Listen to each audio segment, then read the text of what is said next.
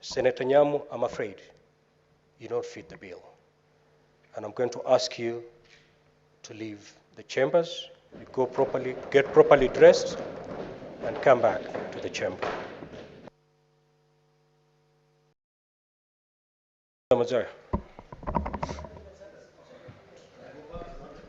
Bwana Speaker. Senator Nyamu, I've already ruled. Kindly abide by the ruling.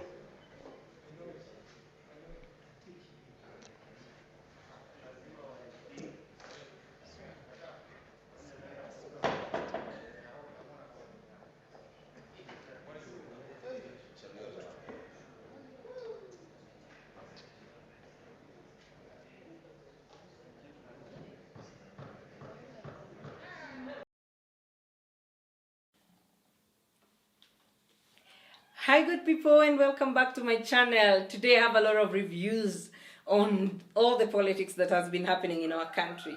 So guys, you know that the Senate just recently reopened. I personally really enjoy watching proceedings at the Kenya Senate because I find our senators, our current breed of senators, to be really good people. But of late, I've started sort of changing my mind about, the senators in the Kenyan parliament, because every time I watch, I find a distraction that takes a lot of time. And I'm wondering, are we paying them for sitting down to talk about such things in parliament? But yesterday, something caught my attention. And I know this has been happening to women in parliament. And it has never caught my attention that the dress code in the parliament buildings, the issue of the dress code and how the ladies and the men should dress, it's a very colonial, backdated, way of telling people to dress. It's just like the way I'm just like opposed to seeing people wearing robes. Those are British colonial robes in a Supreme Court. And you'll find that the Supreme Court judge, like last time when we were having the big presidential petition, ordered that people should be robed. What is robbing? Do Kenyan people even research about these things and where they came from? My lord, my lordship, my ladyship.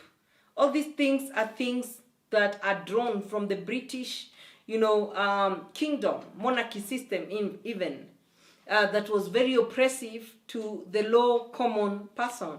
That's the same system which had slaves, had ranks of different people being treated with different things, and that's the system now we are adapting to and we are attaching ourselves to. But my biggest question I always have in my mind is, why don't we like to think as Africans? Why don't we ask questions? Like, why would we have such a law that, a judge in the Supreme Court should dress like this, a woman should dress like this? So I'm sure you all know what I'm talking about. Yesterday, Senator Karen Nyamu, nominated senator, was kicked out of parliament for wearing a sleeveless dress. And I was really concerned as a woman, and as a woman who champions for feminism in Kenya. I was really concerned because, first of all, you all understand how hot it is right now in Kenya. And you understand, as a lady, when you go to parliament to debate, if you're wearing a coat in a very hot, sunny day, it will be too hot for you. But because of some, colonial standing orders, these guys will come for you. Yesterday, one of the senators stood, and it was a male senator, and asked the speaker to declare that Senator Nyamu was not properly dressed. And then now, yesterday was the first time I got to hear about what the standing orders of parliament of Kenya say about the dress code. Not to enter the chamber, lounge, or dining room without being properly dressed. This means that a male senator will be dressed in a coat, collar, tie, long trousers, socks and shoes or service uniform, religious attire, or such other decent dressing as may be approved by the Speaker from time to time. And once the Speaker approved any dress code, it's normally communicated beforehand. An equivalent standard shall apply in respect of women senators who may also wear kitenge or such other African attire. Senator Nyamu, I'm afraid you don't fit the bill. And I'm going to ask you to leave the chambers, you go properly, get properly dressed, and come back to the chamber.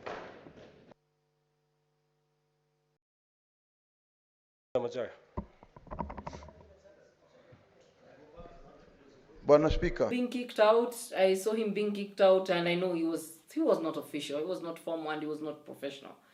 I would even understand even some male senators who came in with t-shirts and tattoos and all those things, that they were not covered. It doesn't look professional.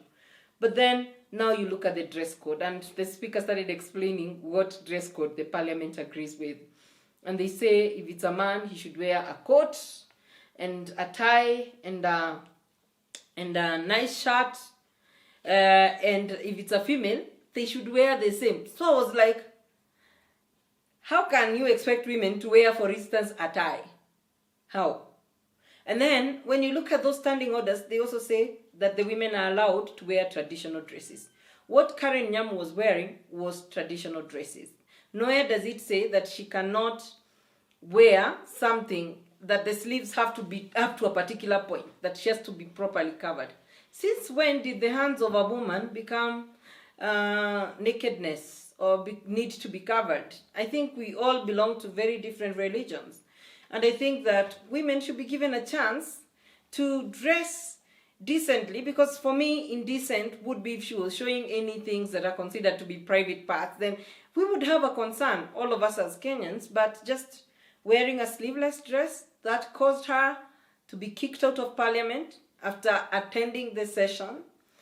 I think that is a law that women parliamentarians need to push and change, and say they need to also decide their own dress code. What is considered indecent in one man's eyes could be very decent. Karen Nyamu was wearing a long dress, just like what I'm wearing right now, a long dress. She had a top which was sleeveless, but it was not sleeveless like a spaghetti strap. It had, sleeves. It had very short sleeves which came up to here. And she was chased out of parliament, and it was black, so you could not even see her. It was the right color. And to me, I don't think she was looking bad, because sometimes you can be in an event and then you want to go to parliament. I don't think she was looking bad. And I felt like in that angle, I would then not even want to go to parliament as a woman, because I feel like I want to feel free when I'm talking in parliament and when I'm sitting in parliament. And this is not the only first time that women have been targeted in parliament. I was watching a video and I was really laughing. There's this senator called Senator Gloria who came to the Senate again. This Senate is full of drama, and caused the senators to debate for a whole 22 minutes about whether she should get into parliament while she's on her periods. Okay? So this senator, I think she created fake blood and all that, and she wore white suit. She wanted, obviously, to do some advocacy work on menstrual hygiene. And then she put it on her trousers. And then she walked in parliament, and she kept walking in front of these members of parliament who were really pissed off. Because obviously, in Africa, people don't talk about the menstrual hygiene. But it's a big issue when it comes to the gender parity, conversation that we are having globally. And women have monthly periods. That's not something weird to talk about. What is so weird about talking about that? And I feel like the women parliamentarians are starting to get more, frustrated, because they don't have numbers in parliament to pass bills that really cater for the girl child. And I have seen people argue, bring very valid arguments that why can't we have dispensers dispensing pads, sanitary pads for young girls who are not able to access. And I feel like Senator Gloria decided to just take her advocacy campaign to the next level. And because to get that kind of debate into the order of the day in parliament is very hard, she decided to use a shortcut to become the subject herself, to embarrass us and humiliate herself. Another woman went there and said, asked the speaker to declare her as not properly dressed. So these debates are becoming so frequent.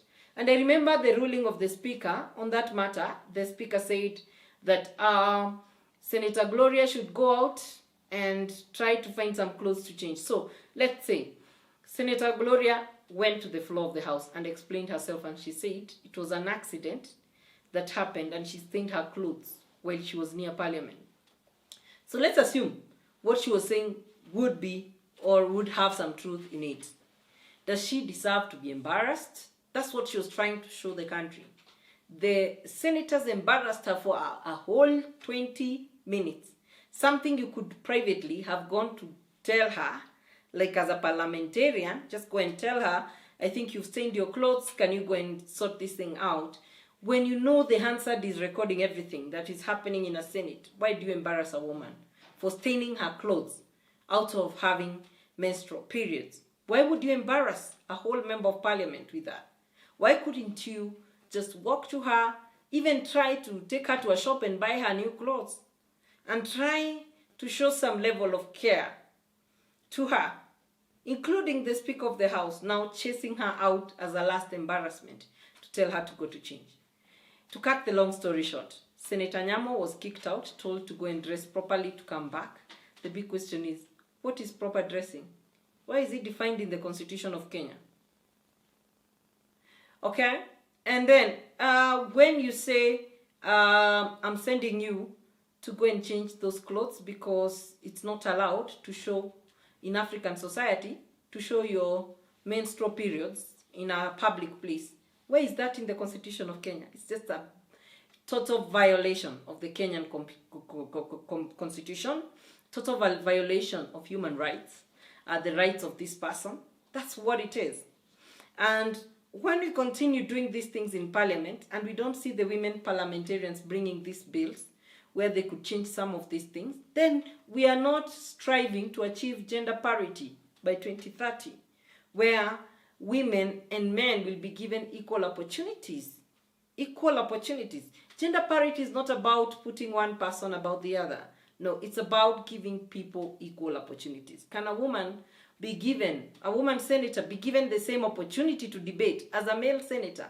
Considering a woman senator could be facing different problems and a male senator could be facing different problems. So those are some of the things I wanted to say. I feel that we need to change those policies from parliament to the judiciary to other places. We need to change these colonial laws, especially about our dress code. And if possible, even create our own African robes, our own African costume for going to court, for lawyers to use when they're doing these things, so that we can continue to show Africa as a powerful continent that has powerful people who know themselves, who research and are able to do things by themselves. So with that said, thank you very much, everyone, for tuning in. I'll be coming back to comment on the real issues in showbiz in my next The Way I See It segments. With that said, ciao, and if you like my content, please subscribe, click on the notification bell below. If you want to get a reminder of every time I post content, I'll be posting more regularly, so keep it right here on my channel. Give me a thumbs up if you like my content. Comment in the comment section. All comments are welcome, whether it's negative or it's positive. It will help, to better have a better discourse for all the events that are happening